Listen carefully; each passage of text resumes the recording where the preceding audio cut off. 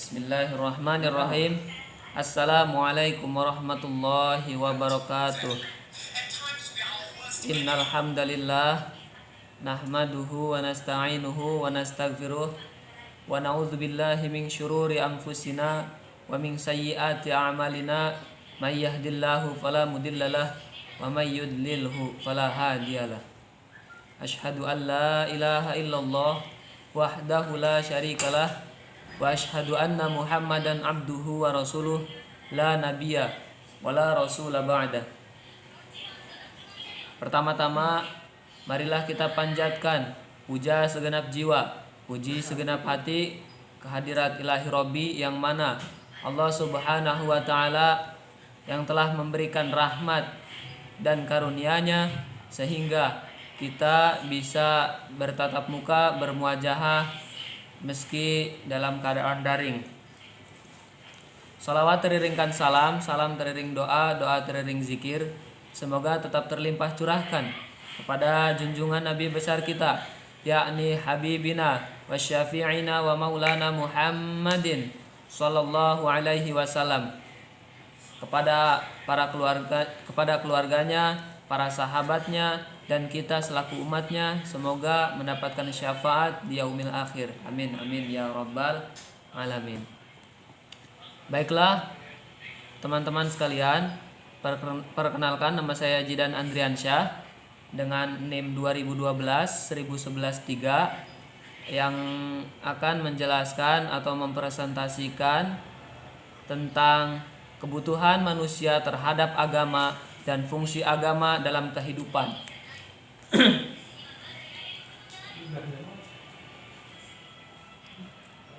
Pertama yang akan kita bahas adalah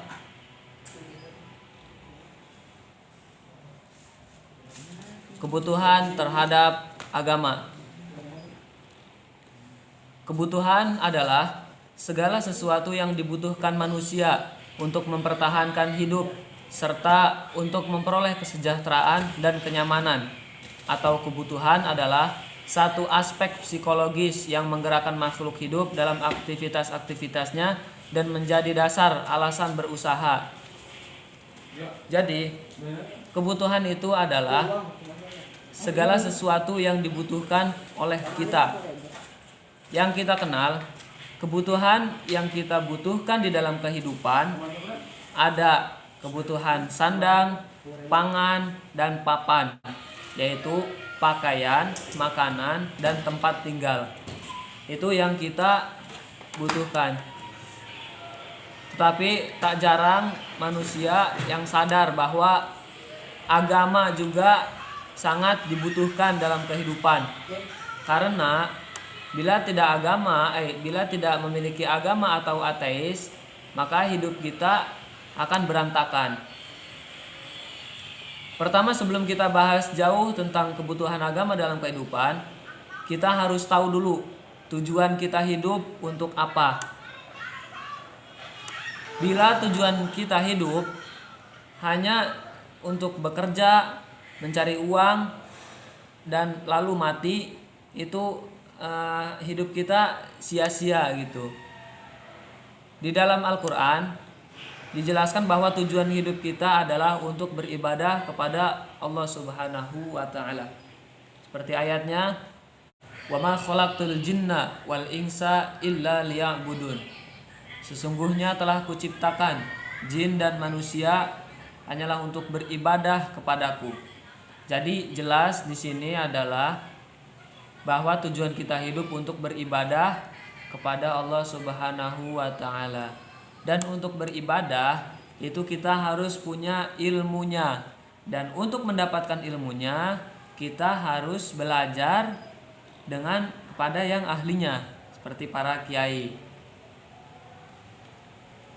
Di Indonesia, di negara Indonesia, pemerintah Indonesia mengesahkan 6 agama. Yang pertama ada Islam, Katolik, Protestan, Konghucu, dan Buddha.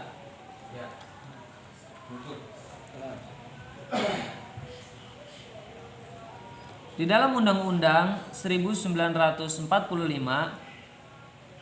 menyatakan bahwa Negara berdasar atas ketuhanan yang Maha Esa, dan negara menjamin kemerdekaan tiap-tiap penduduk untuk memeluk agamanya masing-masing dan untuk beribadah menurut agamanya dan kepercayaannya itu. Jadi di sini untuk beragama semua orang itu kembali lagi kepada masing-masing. Yang ingin Islam silahkan, yang ingin beragama Buddha silahkan, yang ingin beragama Katolik silahkan, dan sebagainya. Karena di dalam Islam sendiri itu tidak ada paksaan, la ikroha fiddin, tidak ada paksaan dalam beragama. Membutuhkan agama. Kenapa kita membutuhkan agama? Ada 3 alasan bahwa kita butuh dengan agama. Yang pertama, latar belakang fitrah manusia. Fitrah manusia, kita selaku manusia itu adalah ciptaan Allah dan akan kembali kepada Allah. Dan tujuan hidup kita itu tidak lain dan tidak bukan agar selamat di dunia dan di akhirat kelak, agar kita bisa masuk surga. Nah, untuk mencapai itu kita harus punya agama, karena di dalam agama kita bisa belajar bagaimana caranya kita untuk hidup tenang dan mengumpulkan bekal untuk di akhirat gitu. Di agama diajarkan di situ. Dan di agama lain juga sama, tujuannya untuk bahagia di dunia dan bahagia di akhirat. Tidak ada satu agama pun yang mengharuskan umatnya itu untuk menderita gitu, tidak ada. Yang kedua, kelemahan dan kekurangan manusia. Jadi manusia itu diciptakan oleh Allah itu seimbang, ada kesempurnaan, ada juga kekurangan. Apa kekurangan kita? Kekurangan kita itu tidak bisa memilih dan memilah mana yang hak dan mana yang batil, mana yang baik dan mana yang benar. Kadangkala kita tidak sadar, kadang kita yang baik dianggap buruk dan yang buruk dianggap baik gitu. Yang kedua, karena kelemahan dan kekurangan manusia. Jadi Allah menciptakan manusia itu seimbang, ada kelemahan, kekurangan, ada juga kesempurnaannya. Nah, di antara kekurangan manusia itu salah satunya kadang kita teledor atau tidak sadar, tidak bisa memilih mana yang baik dan mana yang buruk. Karena kita selaku manusia kan ya punya sifat lupa, khilaf dan salah. Jadi di dalam bukan agama Islam saja, agama lain juga pasti ada pelajaran bahwa kita harus memilih mana yang hak dan mana yang batil. Kalau di agama Islam ada ayat yang menjelaskan bahwa ini wal takum minkum ummatu yad'una ilal khairi wa ya'muruna bil ma'ruf wa yanhauna 'anil munkar. Yang ketiga, ada tantangan manusia.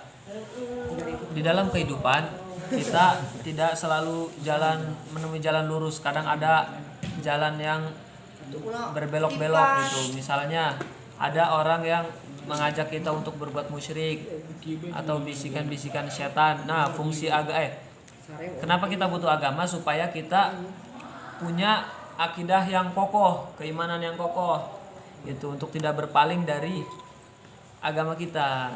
Kalau agama Islam ya supaya kita tidak melakukan hal-hal kemusyrikan gitu. Ini bisa membentengi diri. Baiklah, selanjutnya ada fungsi agama dalam kehidupan. Ada beberapa fungsi agama untuk kehidupan. Yang pertama, sebagai sarana pendidikan. Kenapa agama dikatakan sebagai sarana pendidikan?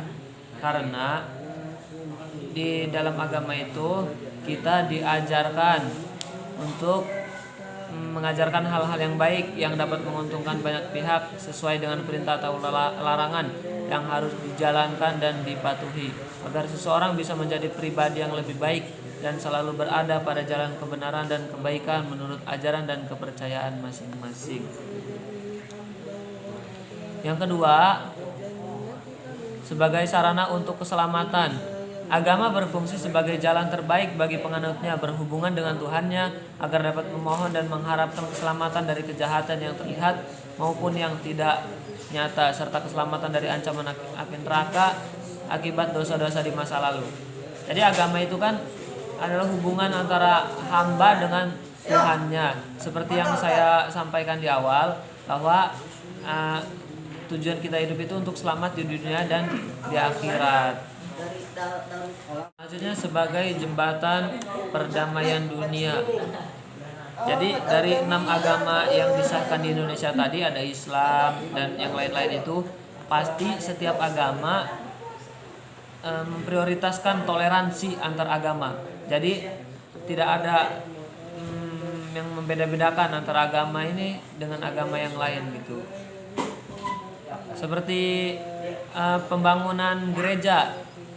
Gereja itu tempat ibadah orang-orang Kristen, tetapi belum tentu yang membangunnya itu adalah orang Kristen. Yang membangunnya bisa saja dari orang yang beragama lain seperti agama Islam kan begitu. Jadi tidak ada satu agama pun yang mengajarkan untuk menghancurkan agama lain, itu tidak ada. Selanjutnya, fungsi agama sebagai jenjang hidup yang baru. Jadi maksudnya di sini agama yang satu dengan agama lain itu boleh berinteraksi satu sama lain asalkan urusan duniawi, tidak urusan ukhrawi begitu. Karena semua ajaran agama itu memiliki aturan yang membolehkan segala bentuk usaha yang mempunyai sifat duniawi dan sekaligus agamawi selama usaha yang dilakukan tidak bertentangan dengan ajaran agama dan sesuai dengan norma-norma yang ada di dalam masyarakat. Jadi misalnya ada di pasar ya, agama Islam selaku penjual dagangan dan agama Kristen atau agama yang lain selaku pembeli, itu tidak apa-apa gitu. Asalkan tidak urusan akidah. Selanjutnya sebagai semangat kreativitas. Di sini juga sama, masih berkaitan dengan yang tadi. Kalau yang tadi bersosialisasi di bidang perdagangan misalnya, kalau ini di kreativitas, misalkan dalam satu lokasi, misalnya tempat seni atau apapun itu isinya tidak diperuntukkan untuk satu agama saja. Misalnya di tempat seni ini khusus agama Islam tidak, tetapi ada dari agama-agama lain juga gitu. Yang tujuannya apa? Tujuannya itu di sini ada bekerja dan memanfaatkan keterampilan, minat dan bakat untuk kemajuan bangsa dan negara. Jadi kalau ingin bersatu itu ya dari agama lain harus ini bersatu juga gitu.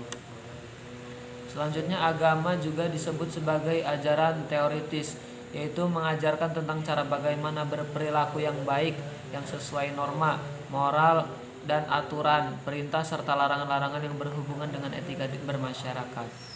Ini sebenarnya berkaitan semua ya teman-teman. Berkaitan semua. Di agama Islam itu benar-benar diatur di dalam Al-Qur'an. Di dalam Al-Qur'an itu Al-Qur'an dan hadis lah. Jadi segala sesuatu tingkah laku kita itu sudah diatur di sana, dari mulai kita bangun tidur sampai kita tidur lagi itu udah diatur di situ. Mungkin di agama lain juga begitu, di kitab-kitab lain. Hanya saja saya tidak mengetahui gitu, belum baca-baca. Selanjutnya agama juga bisa disebut sebagai benteng kekuatan. Kenapa agama sebagai benteng kekuatan? Karena kalau kita bermodalkan agama, kita punya keyakinan yang kuat sehingga kita tidak bisa dihancurkan oleh apapun. Misalnya ada yang mengajak kita berbuat kemaksiatan, kita jika keyakinan kita kuat, akidah kita kuat, kita bisa menyampingi itu. Selanjutnya agama juga disebut sebagai kebanggaan. Kenapa agama disebut kebanggaan? Karena mempunyai Tuhan tempat kita berserah diri, memohon bantuan dan sarana untuk beribadah agar menjadi manusia bisa lebih dekat dengan Yang Maha Kuasa dan menjadi pribadi yang lebih baik. Jadi fungsi agama di sini supaya kita dekat dengan Tuhan kita. Kalau agama Islam, kita selaku hamba supaya dekat dengan Allah Subhanahu wa taala. Jadi kalau misalnya kita menemui masalah-masalah apapun di dunia, kita bisa curhat, kita bisa mengeluarkan unek-unek kita kepada Allah Subhanahu wa taala, dan Allah Subhanahu wa taala pasti memberikan jalannya. Gitu. Jadi supaya hati kita tentram. Selanjutnya, mengapa kita beragama? Sini ada, pada dasarnya manusia memiliki keterbatasan pengetahuan dalam banyak hal, baik mengenai sesuatu yang tampak maupun yang gaib, dan juga keterbatasan dalam memprediksi apa yang akan terjadi pada dirinya dan orang lain, dan sebagainya. Jadi beragama itu sangat penting banget ya, apalagi kita sebagai manusia yang awam, yang tidak mengerti apa-apa, yang masih suka tergoda dengan hal-hal yang hal-hal berbau-bau kemaksiatan gitu. Jadi kita penting sekali gitu beragama. Oke, mungkin hanya cukup ini yang bisa saya sampaikan. Apabila ada kebenaran, datangnya dari Allah Subhanahu wa taala, dan adapun kesalahan itu datangnya dari setan, saya cuma korban. Wallahu muwafiq ila aqwamit thoriq. Assalamualaikum warahmatullahi wabarakatuh.